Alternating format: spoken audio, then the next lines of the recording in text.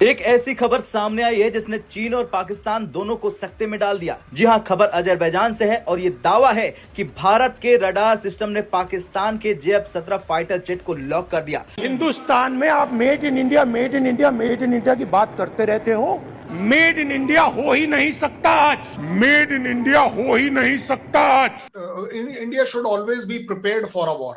India को हमेशा लड़ाई के लिए तैयार रहना। वज़ीर दफ़ा जो हैं उन्होंने बड़ा सख्त बयान दिया है और उन्होंने ये कहा कि भाई हम तुम्हें जो है ना वो तोरा बोरा की पहाड़ियों में फिट कर देंगे। अब बड़ी खबर सामने आई है कि इंडियन फोर्सेस, ना सिर्फ इंडियन आर्मी बल्कि इंडिया की एयरफोर्स और इंडियन नेवी, ये तीनों मिल के अब आप सोच रहे होंगे कि भारत का रडार और अजरबैजान का आसमान। आइए समझते हैं क्या है मामला। दरअसल हाल ही में पाकिस्तान ने अपने बात यह है कि आप मुझे एक बात बताइए, Indian army is created for the safety of country. Practice या म्यूचुअल ट्रेनिंग कर रही हैं, मिलिट्री एक्सरसाइज कर रही हैं पाकिस्तान के बॉर्डर के बिल्कुल करीब सरक्रीक के एरिया पे, जो कि गुजरात के साइड पे लगता है और वहां से कराची के साइड पे लगता है। लेकिन वो उनको रिलोकेट भी नहीं करना चाहते, उन्होंने पाकिस्तान के बॉर्डर पे बिठा दिया।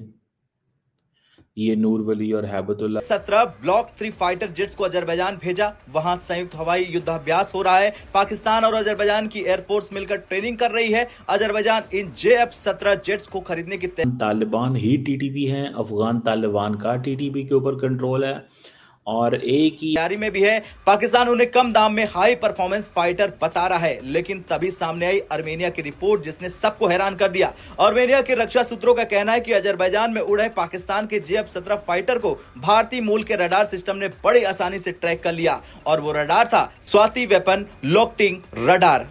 तो पाकिस्तान की किसी भी लेंथ और ब्रेड तक जाकर अगर लड़ाई करनी पड़े तो उसके लिए पूरी तैयार होना चाहिए। नमस्कार दोस्तों, कई बार ऐसे परसेप्शन बनाए जाते हैं और जिन पर बहुत ही आसानी से हम लोग यकीन कर लेते हैं। अब आज से कुछ साल पहले जब मेक इन इंडिया शुरू हुआ था तो उसकी मजाक उड़ाई गई थी और अभी आपने क्लिप देखा ही होगा कि किस तरह से संसद में बयान दिया गया था कि ये तो इम्पॉसिबल है और बहुत सारे लोगों को ऐसा लगता होगा कि उस समय कि वाकई यार इम्पॉसिबल है, लेकिन आज मेक इन इंडिया के ऐसे ज़बरदस्त रिजल्ट आ रहे हैं जिन्हें देख के यकीन नहीं होता। भारत आज सिर्फ एक हथियार खरीदने वाला देश नहीं बल्कि हथियार बेचने वाला देश है। अजरबैजान को जो स्वाति रडार बेचे गए थे अब उनका इतना ज़बरदस्त रिजल्ट आ रहा है जिसे देख के चीन और पाकिस्तान की नींद उड़ गई है। स्वाति रडार ने JF-17 जो कि काफ़ी एडवांस फाइटर जेट बताता है पाकिस्तान इसे, हालांकि ये चाइनीज़ है पूरी तरह से और पाकिस्तान सिर्फ ये बोलता है कि हमने मिलकर बनाया, हालांकि पाकिस्तान का कोई बहुत ज़्यादा रोल नहीं है। असेंबल ज़रूर इसे किया जाता है पाकिस्तान में, लेकिन किस तरह से उसे लॉक किया है और उसे फेल किया है ये बिल्कुल इस चीज़ से पता चलता है। दूसरी तरफ पाकिस्तानी मीडिया अपने ही पागलपन में, इनको लग रहा है अंतिम मिनिस्टर जो है वो तालिबान को धमकी दे रही कि हम तुम्हें दोरा बोरा तक छोड़कर आएंगे, लेकिन इनको पता नहीं है अभी कुछ दिन पहले तालिबान ने इनका क्या हाल किया था। आप इस सब के बारे में क्या सोचते हैं कमेंट बॉक्स में ज़रूर लिखिएगा। वीडियो अच्छा लगे तो लाइक करें, शेयर करें, चैनल को सब्सक्राइब करना ना भूलें और बेल का आइकन प्रेस करते हैं लेटेस्ट नोटिफिकेशन लिए। आइए आगे बढ़ते हैं इस वीडियो का। वज़ीर दफ़ा जो हैं उन्होंने बड़ा सख्त बयान दिया है और उन्होंने ये कहा कि भाई हम तुम्हें जो है ना वो तोरा बोरा की पहाड़ियों में फिट कर देंगे। अफगान तालिबान को ये कहा है और इसका मतलब ये नहीं है पाकिस्तानी ओवर कॉन्फिडेंट है। देखिए पाकिस्तान और अफगानिस्तान की जो टॉक्स हैं वो कोलैप्स कर गई हैं और अनफॉर्चुनेटली बड़ा अफसोस की बात है, अफगान तालिबान ने ये फैसला किया है कि वो पाकिस्तान का साथ नहीं देंगे, वो दहशतगर्द ग्रुपों का साथ देंगे। उन्होंने क्लैरिटी है उनको कि वो they want to use TTP as a political tool के तौर पे इस्तेमाल करना चाहते हैं। उनकी ये एक ऑब्जर्वेशन है, दैट्स फाइन। अब अगर वो टेररिज्म को एज ए पॉलिसी या एज ए बिजनेस लेना चाहते हैं तो दे कैन डू इट। अब जाफर एक्सप्रेस हुई, क्या कुछ नहीं हुआ, यहाँ पे हर चीज़ हुई है।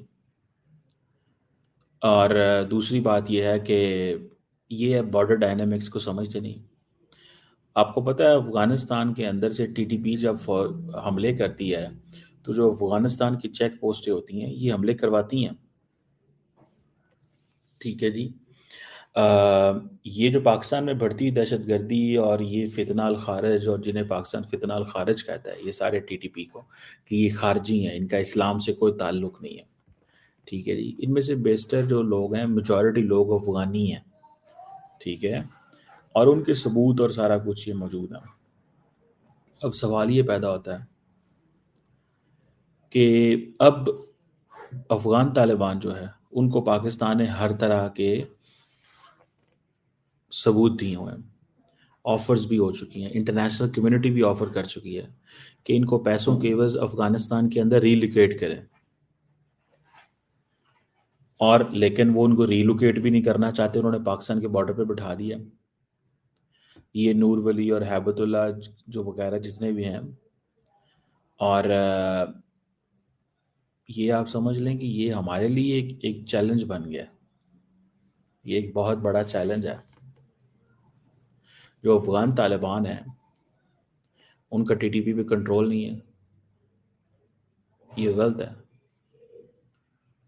ये बिल्कुल गलत है। अफगान तालिबान ही टीटीपी हैं, अफगान तालिबान का टीटीपी के ऊपर कंट्रोल है, और एक ही मतलब they are same, they are बिल्कुल सेम, रीलोकेट भी नहीं करना चाहते। और ये कहना कि जी ये खारजी जो है ये अंदरूनी मसला है, अगेन अ प्रॉब्लम। सर आज हम बात करेंगे जरा राजनाथ सिंह साहब की, और उन्होंने कहा है कि बिल्कुल वॉर के लिए तैयारी रखी जाए, और किसी वक्त भी उन्होंने जिस तरीके की स्टेटमेंट दी है उससे तो सर ये लग रहा है कि आप लोग एक बार फिर अटैक की तैयारी कर रहे हैं। क्या वजह हो सकती है सर? अभी तो बातचीत चल रही थी, अभी तो ये सब चीजें जो है वो रोकी गई थी। अब अगर आपके राजनाथ सिंह साहब का इस तरह का स्टेटमेंट आएगा तो जाहिर है कि पाकिस्तान से भी कुछ ना कुछ फिर कहा जाएगा, फिर टेंशन एक बार फिर बढ़ेगी। तो आपको क्या लगता है कि उनको ये स्टेटमेंट देना चाहिए था? मैं आपको एक स्टेटमेंट दे रहा हूं Arzoo ji. India should always be prepared for a war. India को हमेशा लड़ाई के लिए तैयार रहना चाहिए। अब इसमें गलत स्टेटमेंट क्या है वो बताओ, और वो भी अगर मैं अपने फौज को दे रहा हूं, तो फौज को तैयारी तो हमेशा रखनी चाहिए, इसमें कोई डाउट नहीं है। मैं आपकी स्टेटमेंट पर भी आऊंगा, आगे आऊंगा, मैं समझता हूं आप क्या चाह रही होंगी बोलना, बट ज्यादा बड़ी बात यह है कि आप मुझे एक बात बताइए, Indian army is created for the safety of country. उसे हर हालत में हर समय तैयार होना चाहिए कि अगर जरूरत पड़े, मार्क माय वर्ड, अगर जरूरत पड़े तो पाकिस्तान की किसी भी लेंथ और ब्रेड तक जाकर अगर लड़ाई करनी पड़े तो उसके लिए पूरी पूरी तैयार होना चाहिए। अगर चाइना के फ्रंट पर कहीं पर भी कोई लड़ाई हो उसके लिए पूरी पूरी तरह तैयार होना चाहिए। पर इसमें गलत क्या है? एक डिफेंस मिनिस्टर अपनी फौज को क्या बोले? वो पाकिस्तान आर्मी की तरह तो बेचारा बोल नहीं सकता, क्योंकि पाकिस्तान आर्मी में डिफेंस मिनिस्टर की कोई औकात नहीं होती है। मतलब ये मैंने नहीं कहा है, ये पूरी दुनिया ने कहा है कि देयर अच्छा, दूसरा, पाकिस्तान आर्मी की तरह हमारे पास कोई ऐसी प्रॉब्लम भी नहीं है कि भाई पाकिस्तान आर्मी सिवाय लड़ाई के बाकी सारे काम करेगी, तो इसलिए हमारे यहाँ तो और कोई काम अलाउड ही नहीं है। तो हमारा पॉलिटिशियन ऐसे करके सीधे सीधे फौज से बात कर रहा है, तैयारी रखिए, आपको हमेशा तैयार रहना चाहिए, कभी भी जरूरत पड़ सकती। लेकिन सर पहले कभी तो ऐसा, सर पहले कभी तो ऐसा स्टेटमेंट नहीं आया।